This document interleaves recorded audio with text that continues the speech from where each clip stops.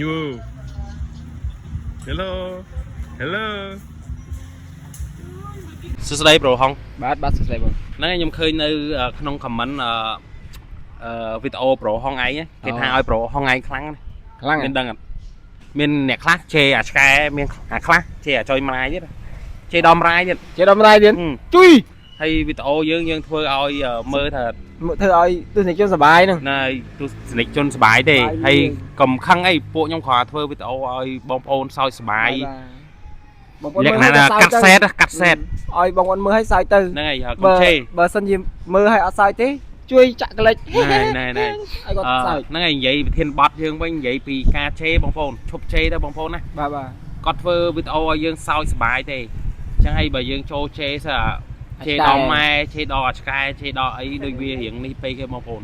យើងលើសហ្នឹងហើយសម្រាប់ខ្ញុំគាត់ថតខ្ញុំមកពេលហូបអំពៅហ្នឹងក៏ខ្ញុំអត់ទឹកខឹងឲ្យគាត់មិនដែរនិយាយគ្នាធម្មតាតែគាត់លេងមែនតែបើថាក្រៅពេលថតចប់គឺពួកខ្ញុំអត់ឆ្លុះគ្នាទេបងប្អូនទេបាទហ្នឹងហើយហ្នឹងចឹងឯងមានថ្ងៃហ្នឹងមកធ្វើគេបងហ្នឹងមកថតទៀតមានអីឲ្យខ្ញុំថតទៀតអត់មានអីឲ្យដាក់ challenge ខ្ញុំទៀតអត់ចាំរត់នឹកសិនអូខេណែអរគុណច្រើនបងប្អូនកុំភ្លេចជួយ share ជួយអរគុណច្រើនបងប្អូនហ្នឹងហើយកុំភ្លេចជួយ share នៅវីដេអូនេះម្នាក់មួយផងអរគុណច្រើនហ្នឹងហើយបើចូលចិត្តប្រូហងកុំភ្លេច subscribe channel YouTube ខ្ញុំម្នាក់មួយផងអរគុណច្រើន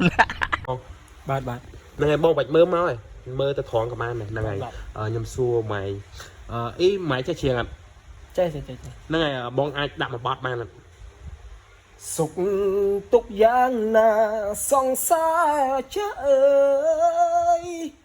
បែកគ្នាយូរហើយតើអូនសុខដែរឬទេ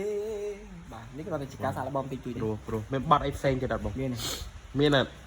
អូនស្រវាងអូនស្រវាងអូនស្រវាងកំពូលក